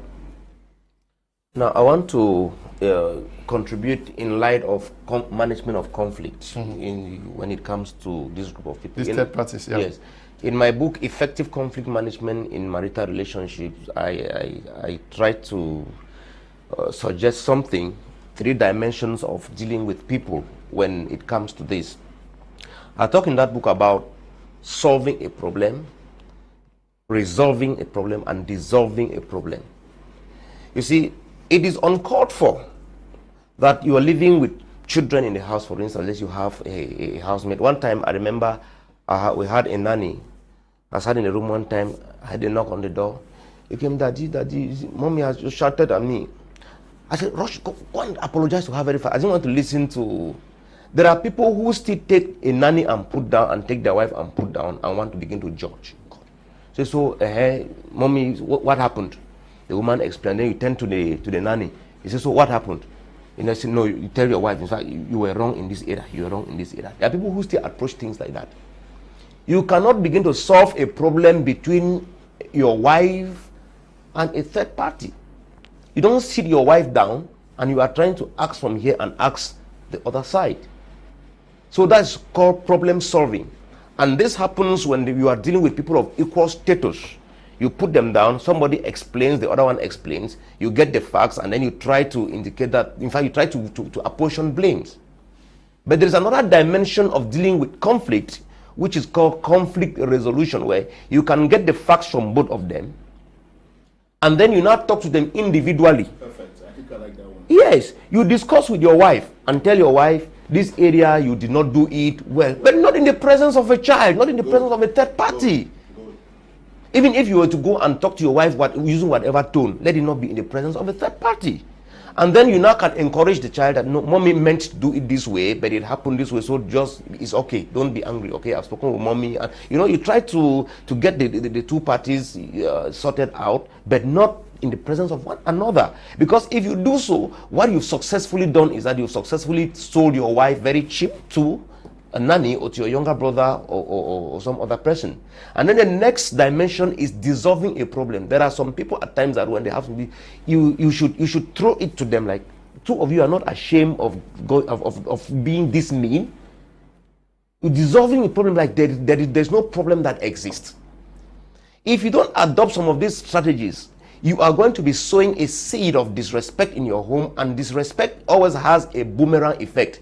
If you successfully get people to disrespect your wife, it will turn back to you in one way or the other, and vice versa. If you also get people to disrespect your wife, your husband, they will tend to disrespect you some other time, sooner or later. And that's why within marital relationships, when you are doing things, make sure you have a futuristic perspective. You can do it today and people applaud for you. You do it today and you gain cheap favor from your in-laws or from your own family members. But don't forget that there is another day that a similar situation is going to replicate itself in your home, and you will have difficulties handling it because you handled it last time poorly. So when it comes to in-laws or family members or people who live with you, avoid as much as possible to put your wife or your husband and begin to do as if you are judging in a court of law. And so also, one of the things couples must learn to do is If you are having issues with your spouse, avoid involving people who live with you. You cannot have a challenge with your husband and then you are discussing the thing with your children. You're not supposed to do that. Okay. You see, this is what your father has done. You see, this your father is a useless man. This is what he has done. This is what he has been doing to me. When you do that, you are already laying a very bad foundation in that very home, and things will explode tomorrow without you noticing.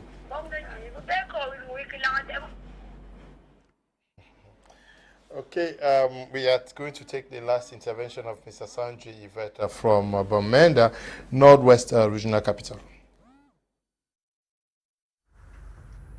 The only way you can manage the conflicts of other third parties being a problem in marriage is that first, know the maturity level of your spouse.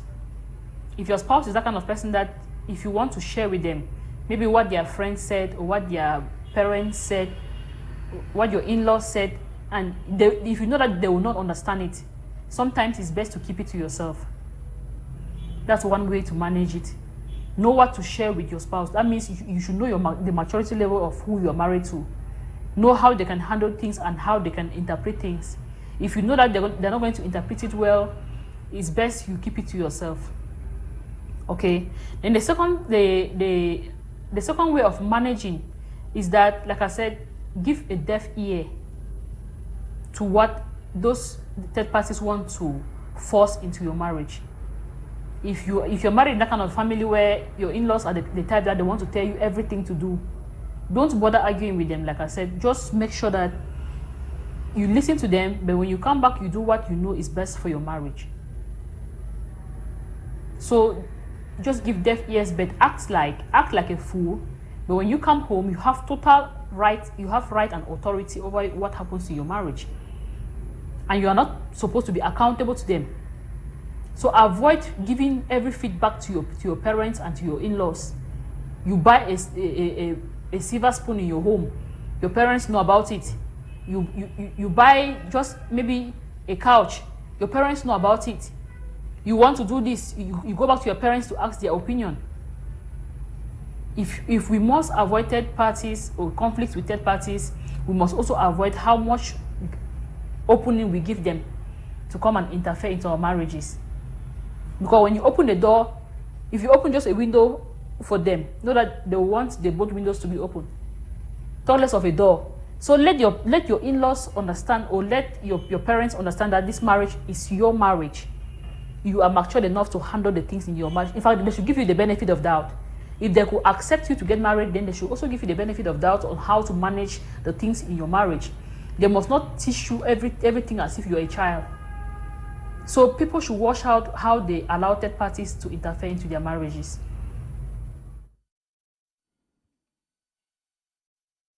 Good evening. Your name and where you're calling from? Yeah, I'm calling from Bamenda. Okay. Yeah, my name is Mabel. Mabel, go on. We're listening. Yes. I want to contribute for the third party. Go on. I want to contribute for the third party, like your mother-in-law. Okay, Mabel, we're listening. If your mother-in-law pack your things and throw outside after getting married for 16 years, and you're having 5 children, and you pack your things and throw outside, ask your husband to go and look for a good wife, because I'm not a good wife. Okay. That's a question we've taken. I'm sure we are going to answer you after. Thank you. So what do you want us to do with that type of a mother-in-law? We're going to respond to you. The men of God in the studio have taken note. They are going to respond to you. You're welcome. Yeah.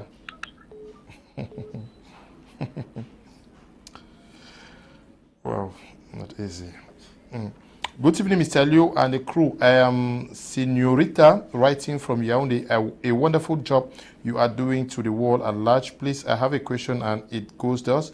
Is it advisable for your spouse to bring a sister-in-law who is much more older than your wife and also troublesome to live permanently in your home? They have taken notes. They will answer, please. This question, your name and where you're calling from, please. Yes, this is Reverend Bu calling from Yaoundé. Okay. Yeah, we're listening. Go on, Reverend. This is Reverend calling from Yaoundé. Good evening, Reverend. Yeah, We're I listening. want to say that when we take it from the foundation of humanity, Adam and Eve were in the garden and God was their father. If God was their father in the Garden of Eden and he was their father, would he not intervene in the relationship between Adam and Eve as a parent? That is the model. We are looking at this thing from a humanistic point of view, whereby now we think that because of the way humanity has become, we should adopt that system of humanity in analyzing the situation. I think that if parents that, because today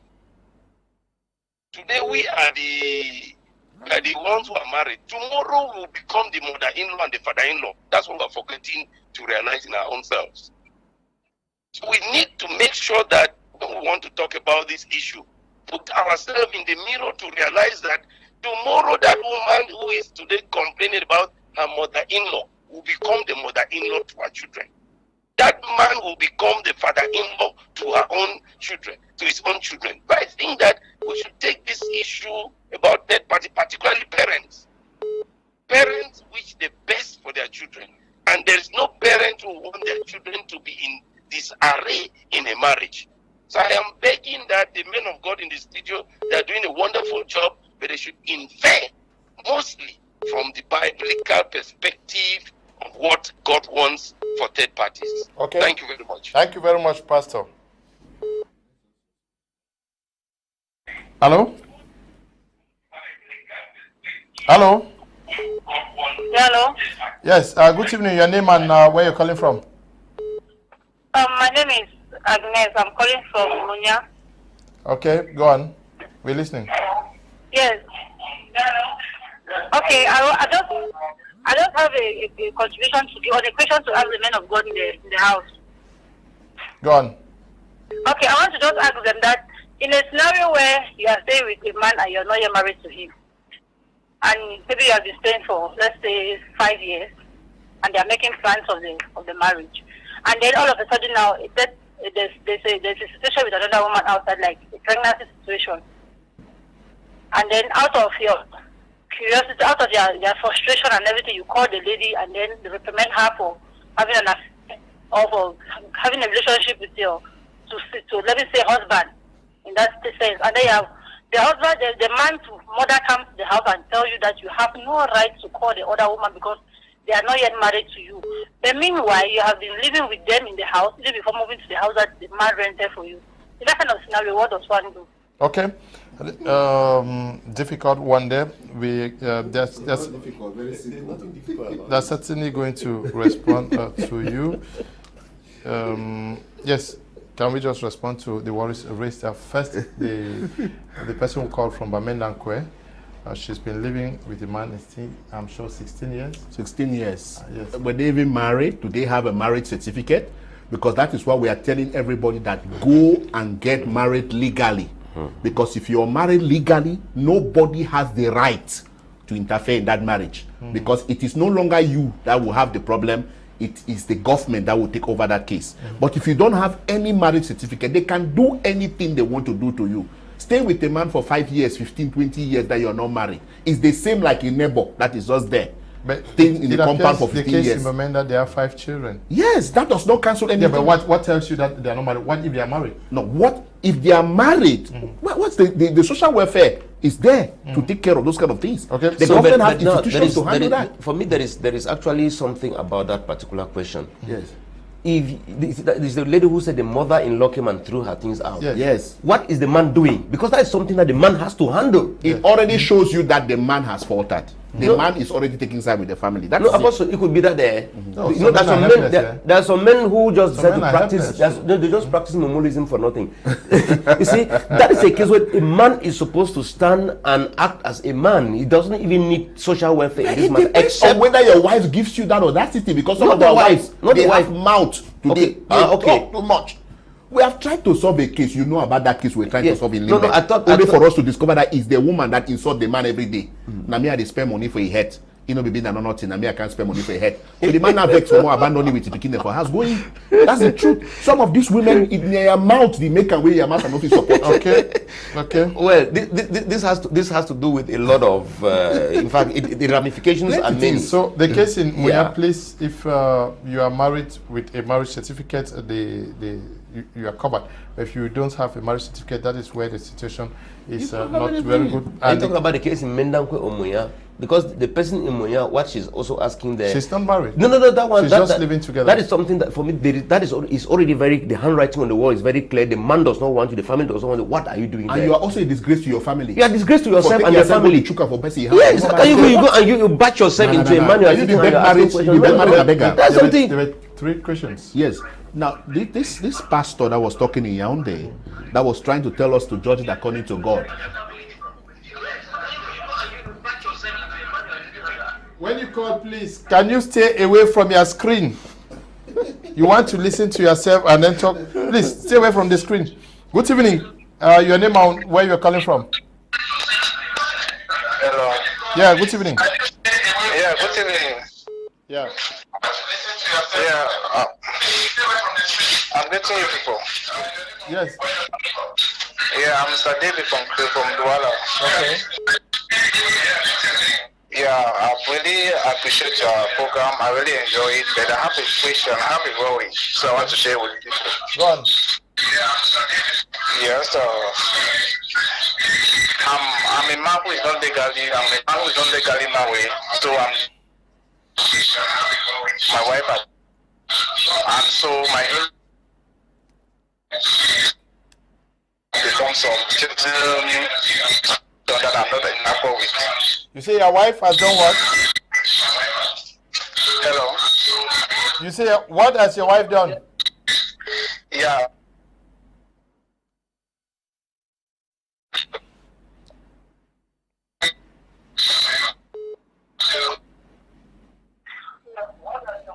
Hello?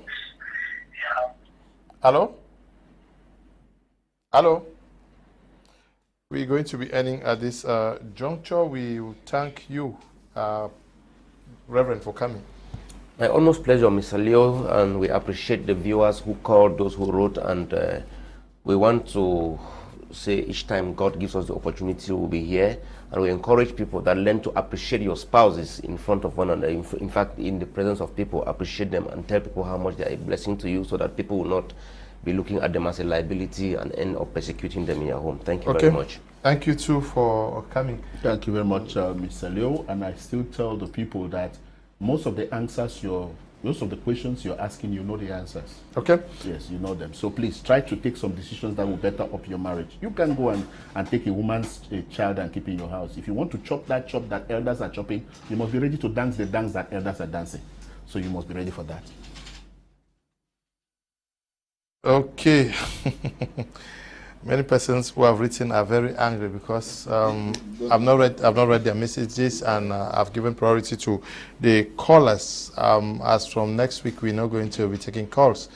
For 1 month, we'll just read messages, and then later on, we may also have the opportunity to give persons to call and participate. We want to thank you too, Mr. Asanji, Yvette, for participating all the way from Bamenda and educating the people in Cameroon, Africa, and the world. We also want to thank the producers of the program, Eli and Desmond. Stay blessed.